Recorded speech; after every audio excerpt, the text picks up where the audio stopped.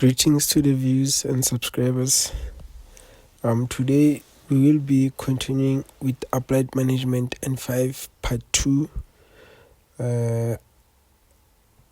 Already we have uploaded Part 1, so it's a continuation of the previous video that was uploaded. If you have not watched the first video, I would recommend that you start there so that you can align with the content or the sequence of the topics that we are indulging with. As I dive into the subtitles that we are going to be discussing, we already have discussed this on the first part video that was uploaded, so we will be focusing on these subtopics today. So we will be discussing mostly these subtopics.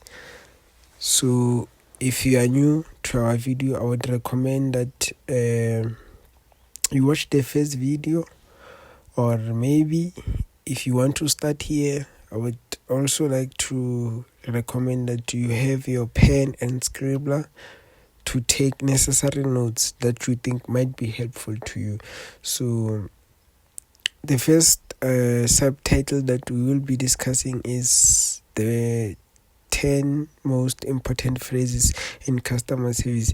So guys, hence I say it is best for you to start from the part 1 so that you have the idea of what we will be discussing about, because I think I'm going to use terms that you would not be familiar with from the previous videos. So as we are discussing professionalism, you would know from the part 1 video that as discussed, so Applied N5 focuses on you sharpening your skills in terms of being professional. So we have 10 most important phrases in customer service that you must know, that you must be able to apply, right? As a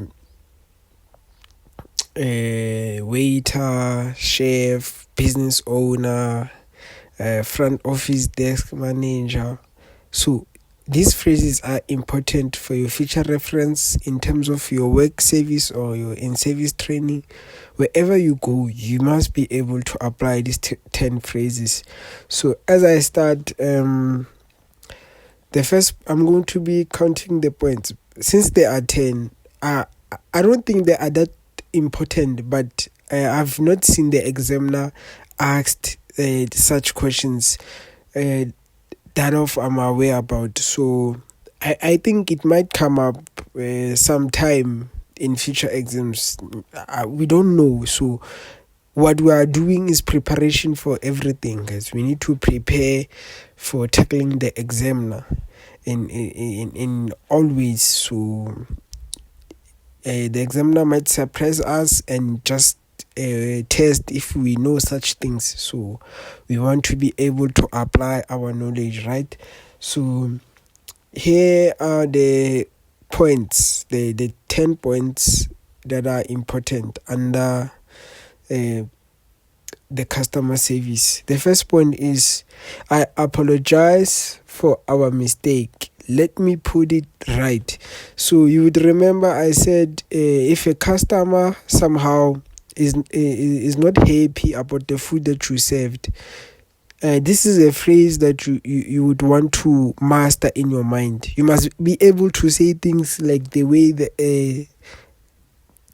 like in a professional manner, which is you have to say things that wouldn't offend the customer. So basically these phrases are there to protect you from offending the customer. So by you saying these phrases, or by you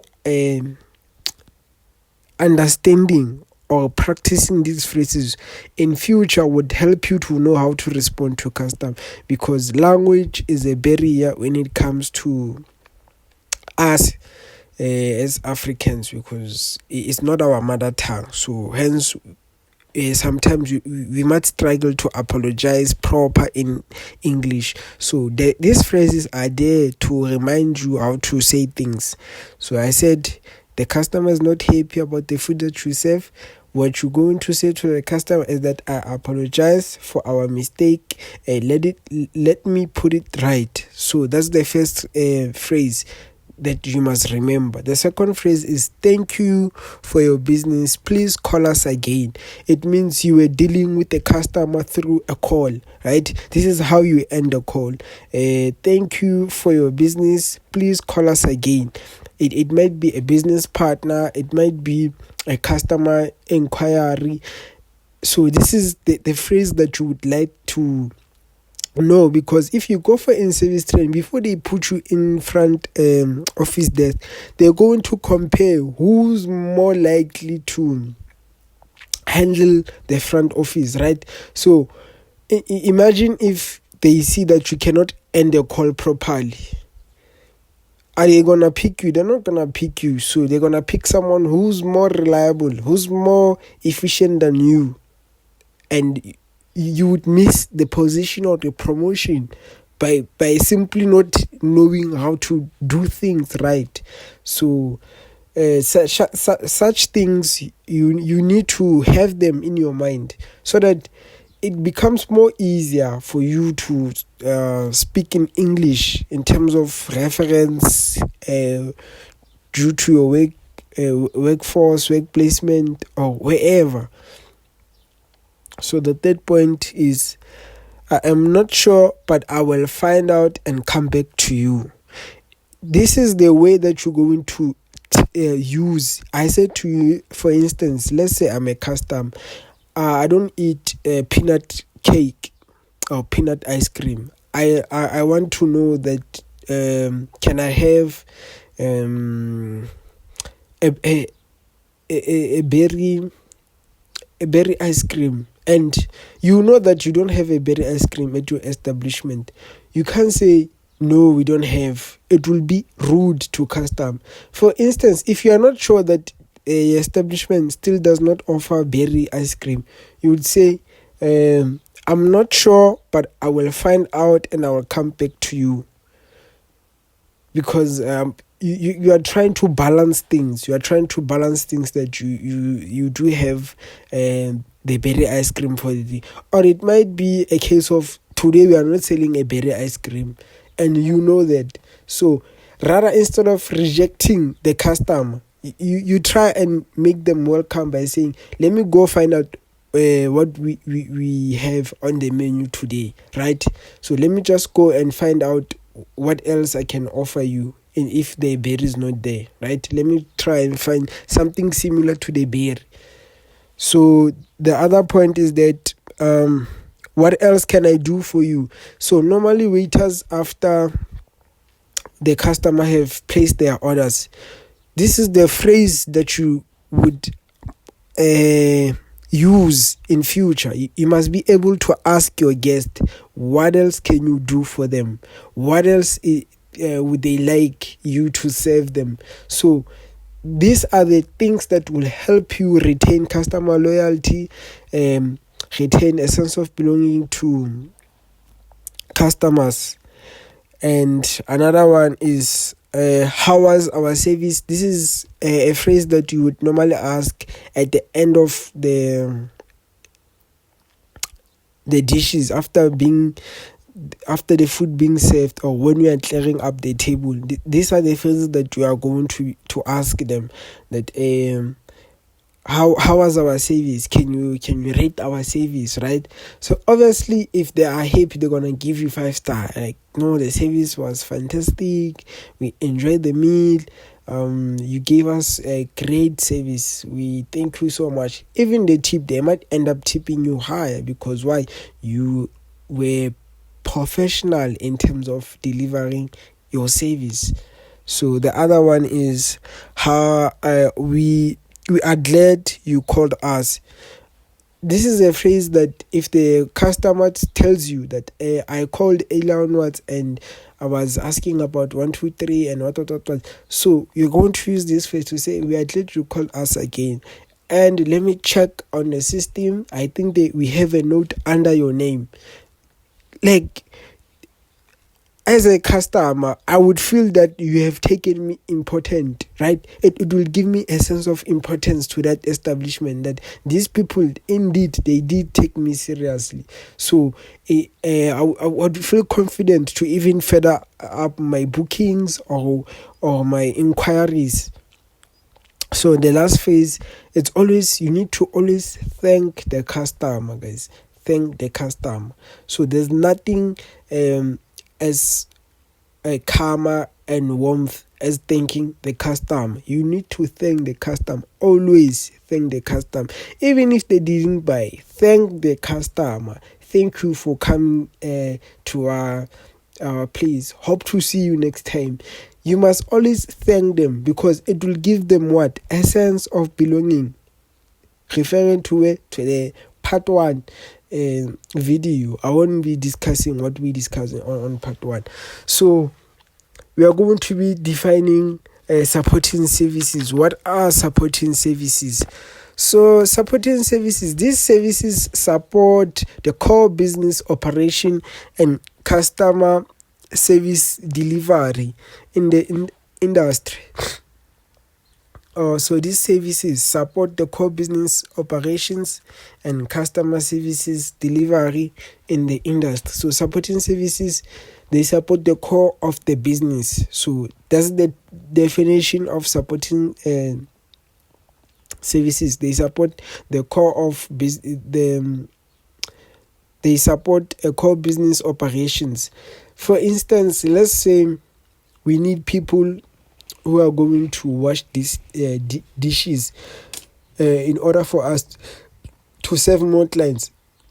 So we need to hire external sources, people that will be able to help us in terms of clearing up and washing the dishes, so that other dishes can be reused to serve new guests or to serve new customers. So it is a core function, because without dishes, we cannot serve food. You understand, guys? So it's a supporting service that your restaurant might need, your catering service might need. So it is a supporting service that you might need. So think of that like a supporting service. So what is it that I can struggle with in my business? Where would I think that I would need extra hand or extra support? It's people are going to clear up, who will be washing dishes, who will be doing that. So those are the core supporting services. So we're also going to discuss them and then define auxiliary services. What are auxiliary services? These are extra supplementary services that industry sells to customers as a source of extra revenue. So auxiliary services, as I define it says what? Extra or supplementary services that industry sells to customer as a source of extra revenue. So for instance, because you're doing hospitality, and the likely conditions is that you might be working on a cruise line, right? So working on a cruise line, you would know that each and every guest who purchase a travel insurance, if it happens that they lose their cell phone, they lose anything, the traveling agents insurance is going to pay back whatever items that they have lost during the trip, right? So it's a service that is being sold to guests, right? But looking at the probability of it's very rare that our customers are going to lose their phones, right? It's very rare. I would say 95% chances is that no one is going to lose their cell phones or anything, right? Or their credit card, or they're not going to miss anything. So as a travel, if you have a travel insurance that you say, okay, you're going to pay this such amount, which is for this item, you're going to check the item value, and you're going to pay 45% for your item value, which is, let's say your phone cost around 5,000. If we say you're going to pay 45%, it means you are likely to pay 2.5, not 2.5, 2.3 or 2,250. That's the amount you're going to pay. And the likelihood is that if you don't lose your phone, you won't get your 2,250. So who benefited? The company that offered you a traveling insurance, right? Sports scene, for instance, if you open a credit card, they offer you what? Insurance. You're going to pay extra insurance, which is, you are likely not gonna use the insurance, but somehow it is included, which is an auxiliary services. So think of any additional thing that is being added that you won't even use, right? So these are just predictions of future incidents. They are just covering you for future incidents, that if something might happen, we got you covered. So it's all in the definition, guys. So I will also be giving examples. So diving into the examples of supporting services. Room division services. So what are room division services? Room division services, we're still going to discuss the types of the working structures. So a room division service would be more like someone who would come and check that you are fine. It's something like what do you call it? It's something like room service. Something like room service. Room service, yeah. It's more of room service. Room service. So you want room service. You want food. You don't want to cook for yourself. You want someone to bring you food from downstairs. You're going to call what? Room division department, which is they're gonna send you a room service. There's room service in room 205. So the guests, they requested scrambled eggs, brain carrots and celery with what.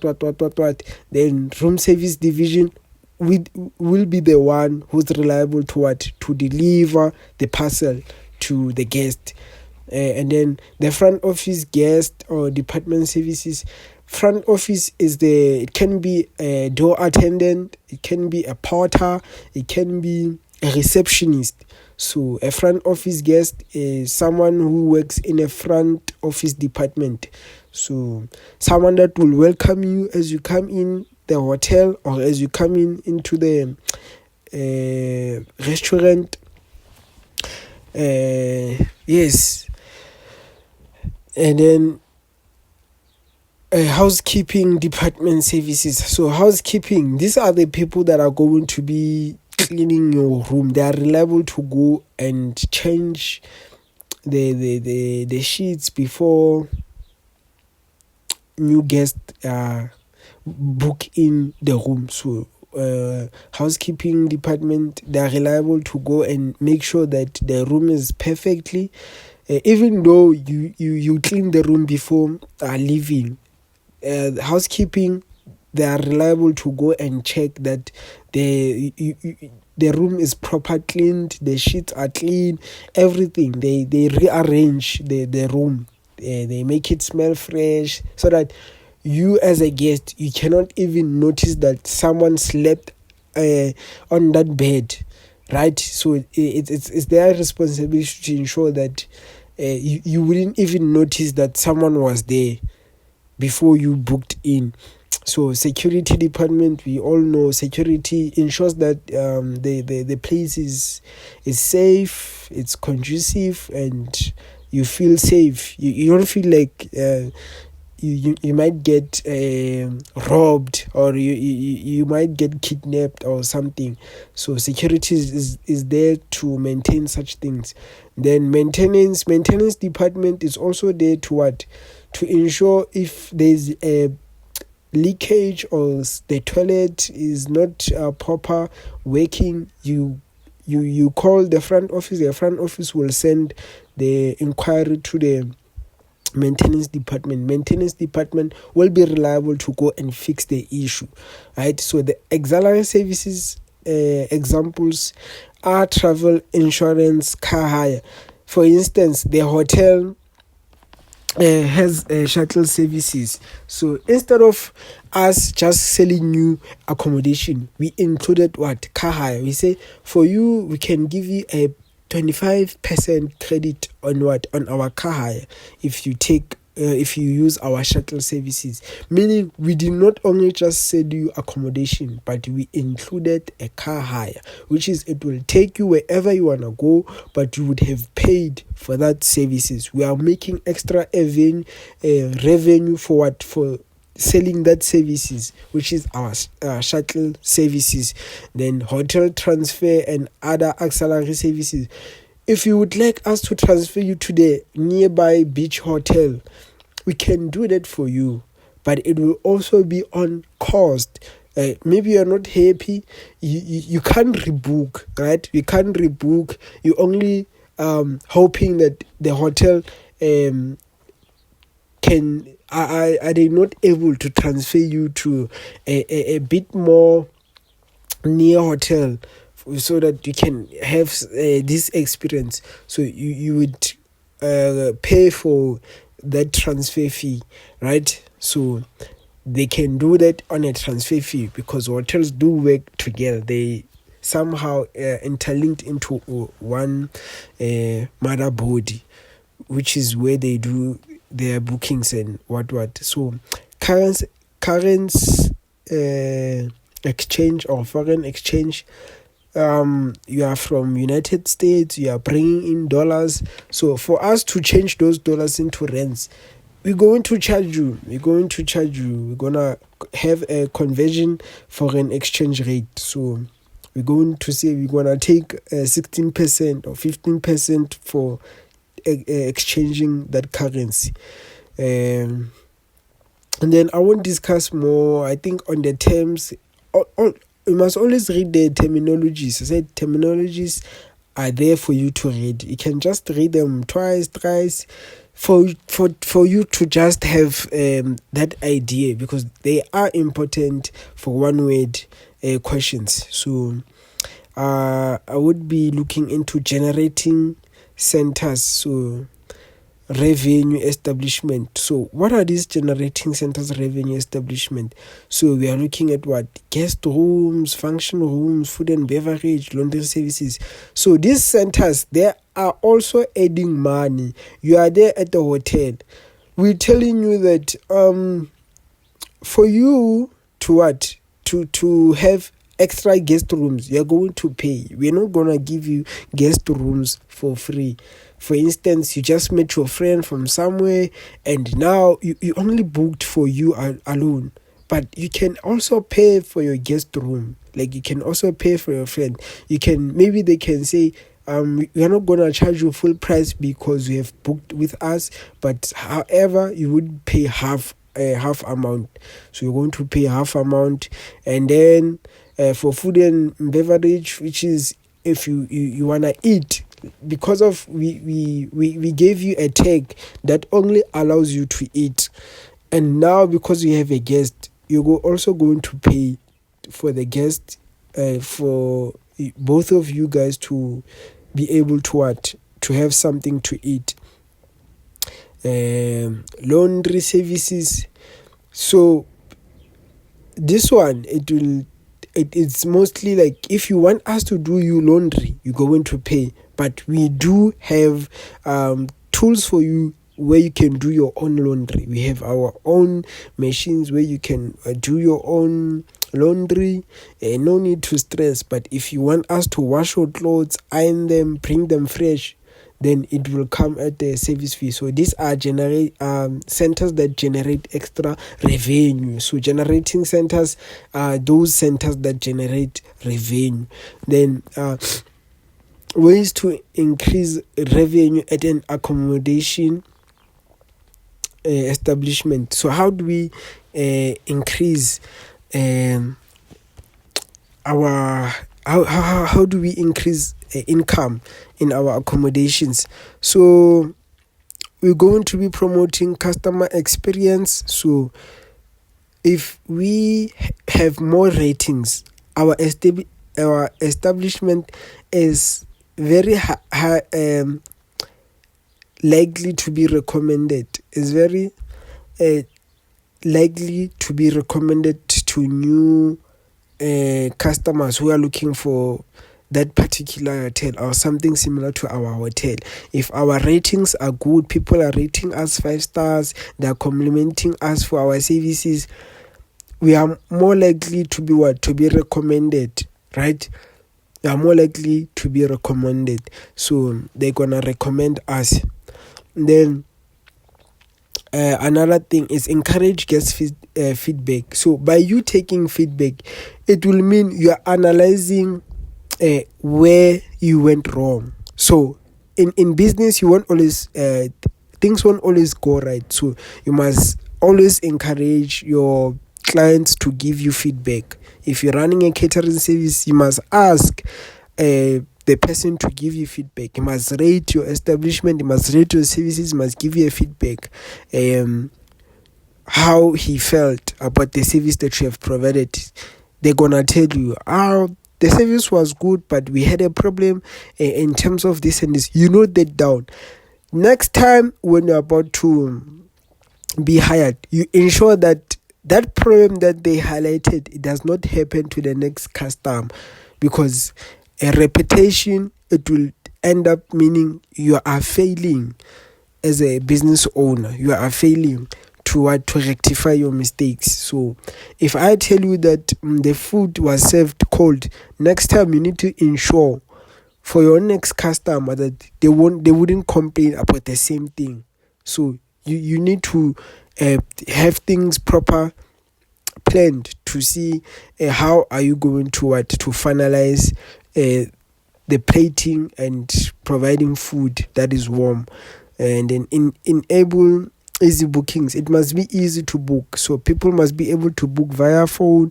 Instead of them coming to an establishment, they can just send you text, WhatsApp messages, just book via SMS. So ways of bookings, they must not be complicated. So also offer discounts. Offer discounts for direct bookings and special deals to increase customers' loyalty.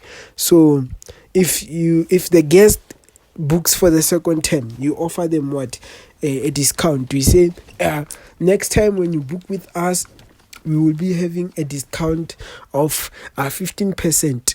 We're going to get a 15% discount the next time you book with us. Meaning, if you paid 2,000 this month, we're going to subtract 15%, which is something around like 1.5, right? So,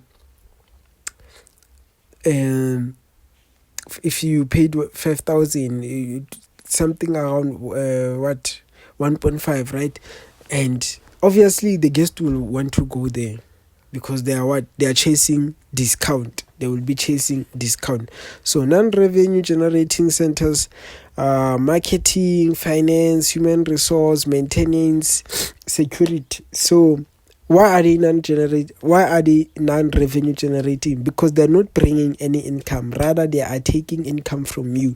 So marketing, for you to market, you are spending your own money. So you are not getting people buying marketing. You spend money to market your establishment, to market your product. You are selling yourself to people. You are marketing. So it doesn't bring any money, but it costs you money because your brochures, your marketing posters needs to be professional. Everything needs to be professional. It needs to catch the attraction for people to come to your establishment. It must be attention. What term can I use? It must attract attention. Yes, it must attract attention. So in terms of the finances, you're going to pay people who are going to audit your books, do your bookkeeping, because there are certain things that you cannot do as a CEO or manager. So you would have to pay extra services, which is finance, accountants, people who did accountants. They will be the one that will come to establishment, do your auditing, check your books. Did you pay the PAX? Did you pay the employee on time? Do all those kind of references. Human resource, people who are going to recruit people that are professional to work for you, they would need money to headhunt students who qualify to be hired, which is, I'm referring to hospitality students, right, or tourism students. So those are the two core students that as a HR I would be looking for. I would be specifically looking for someone who did what, hospitality, or someone who did tourism, because we more likely to share some of the things, right? Maintenance, people who are going to fix anything. We are looking for Mr. Fix-It, Mr. Fix-It, people that can fix things, people that can, if you say the tap is leaking, they can automatically fix it quick. If you say there's a pipe blast, they can go and solve it. So we want Mr. Fix-It.